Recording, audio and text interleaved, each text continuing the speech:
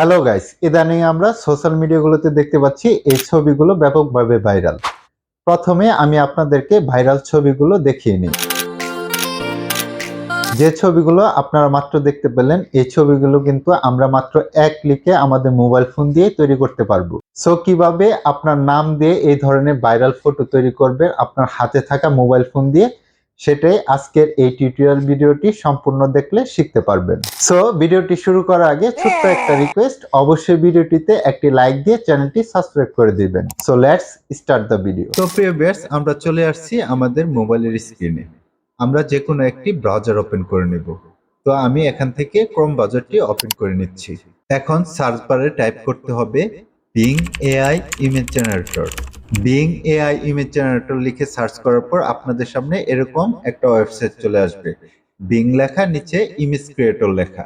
তো আপনারা এই ওয়েবসাইটটিতে ক্লিক করবেন। ক্লিক করার পর প্রিয় ভিউয়ার্স, আপনারা এমন ইন্টারফেস দেখতে পারবেন। এখন আপনারা এখানে যে খালি ঘরটা দেখতে পাচ্ছেন, লেখার জন্য যে বারটা দেখতে পাচ্ছেন, এখানে আপনাদের ইমেজের ধরনটা লিখে দিতে হবে।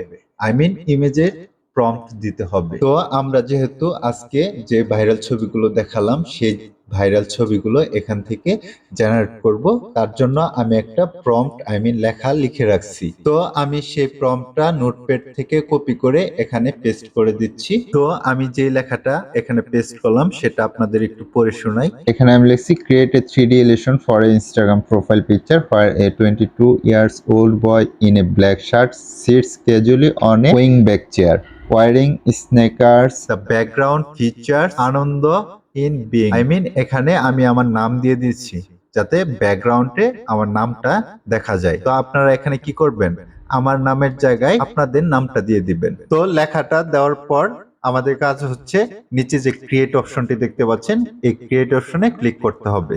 তো আমি এখন ক্রিয়েটে ক্লিক করছি। ক্রিয়েটে ক্লিক করার পর কিছুক্ষণ সময় নেবে জেনারেট করার জন্য। তো প্রিয় ভিউয়ার্স, আপনারা দেখতে পাচ্ছেন এখানে আমাদের 4টি ছবি জেনারেট করে দিয়েছে। আমি যদি এই ছবিটাতে ক্লিক করি, তো প্রিয় ভিউয়ার্স দেখুন ছবিটি কিন্তু অসাধারণভাবে জেনারেট করে দিয়েছে, যেমনটি আমরা চেয়েছিলাম।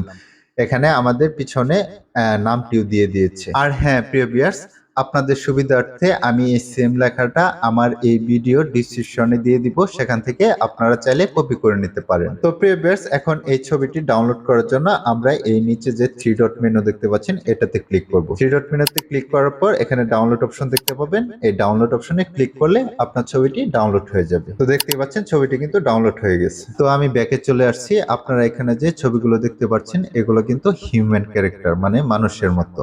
তো আপনারা যদি চান এখানে আপনি কার্টুন ক্যারেক্টার দিয়ে এরকম ছবি জেনারেট করবেন, তাহলে আপনি জাস্ট উপরে যে লেখা আছে এ 22 ইয়ার্স ওল্ড বয়, এই ওল্ড এর পরে আপনি এখানে লিখে দিবেন 3D কার্টুন। আর এই 3D কার্টুন লিখে ক্রিয়েটে ক্লিক করলে আপনাদের কার্টুন ক্যারেক্টারে এমন ছবি জেনারেট করে দিবে। তো আমি যদি এখন ক্রিয়েটে ক্লিক করি, কিছুক্ষণ সময় নেবে। তো প্রিয় ভিউয়ার্স, দেখতেই পাচ্ছেন আমাদের কিন্তু কার্টুন ক্যারেক্টারে সেম ছবিগুলো জেনারেট করে দিয়েছে। হিউম্যানের জায়গায় জাস্ট কার্টুন দিয়ে দিয়েছে। তো প্রিয় ভিউয়ার্স, আপনারা আপনাদের ইচ্ছে মতো এখান থেকে এইভাবে ছবি জেনারেট করে নিতে পারবেন।